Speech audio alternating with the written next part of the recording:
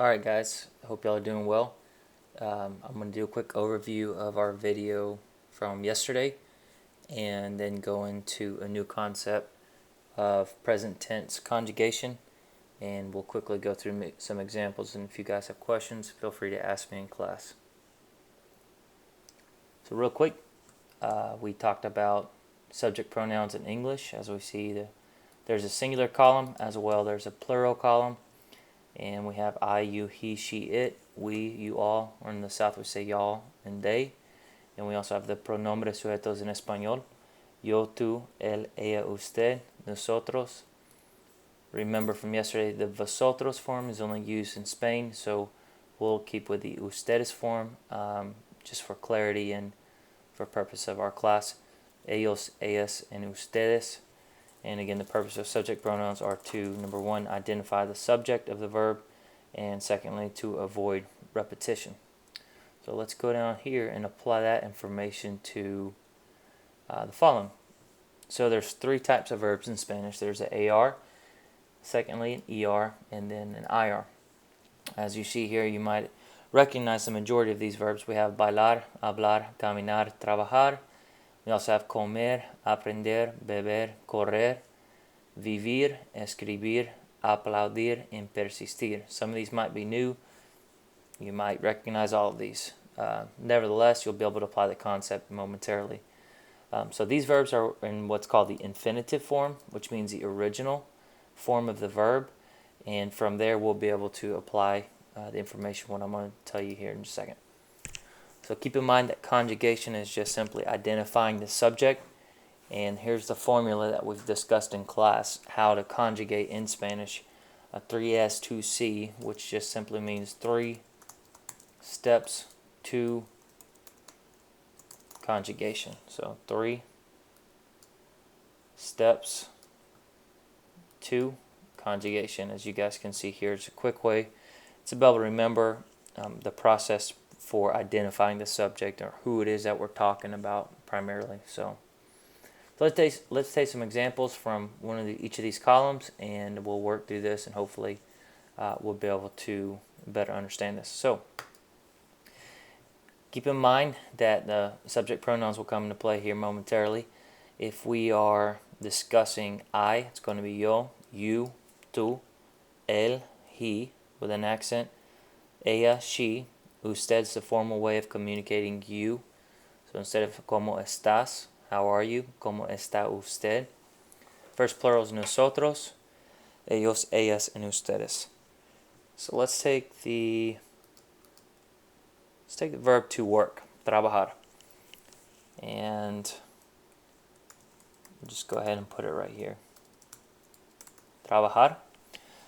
So my first step is I'm going to slash the verb ending. It's going to be my first step here. We're going to take the AR off.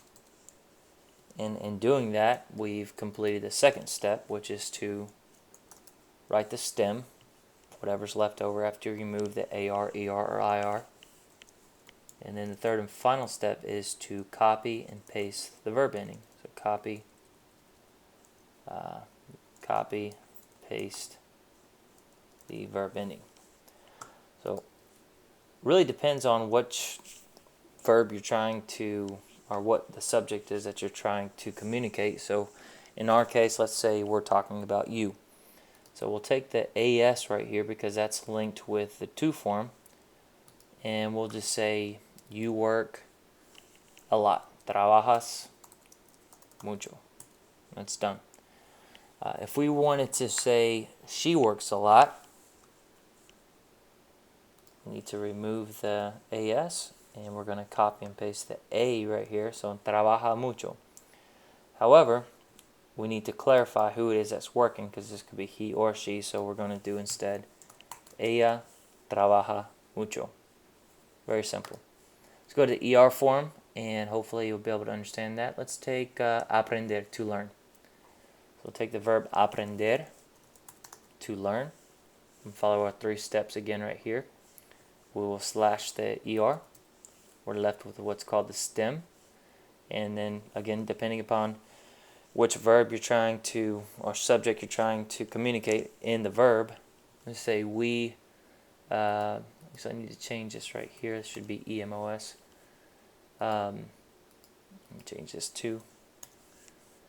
We learn a lot of Spanish in class. Aprendemos mucho español en la clase. We learn, we know that by the EMOS, mucho español en la clase. Let's say we want to say he learns a lot. So we're going to take off the EMOS. And we're going to go to the third singular, which is going to be E.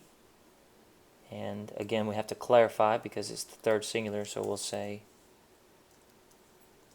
él aprende mucho español en la clase. Very simple. And moving forward, again, the third singular is really the only one you need to clarify with the subject pronoun.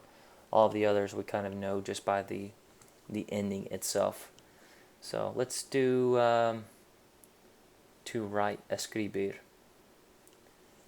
So if I wanted to ask a question, did y'all write your paper for English class? I'm going to say ustedes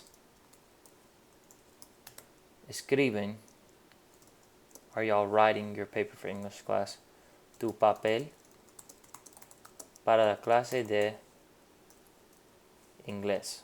Ustedes escriben tu papel para la clase de inglés. Are y'all writing your paper for English class? If I wanted to say I am writing my paper for English class, we'll remove the question marks. Take the EN off. We're going to copy and paste the O here because it's connected with the yo form, the singular. Escribo mi papel para la clase de inglés. Put that as mayúsculo right there. Capitalize that.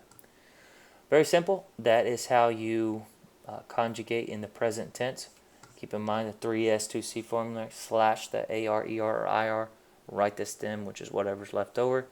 And then you copy and you paste the verb ending. And that's it. Hopefully that helps you guys.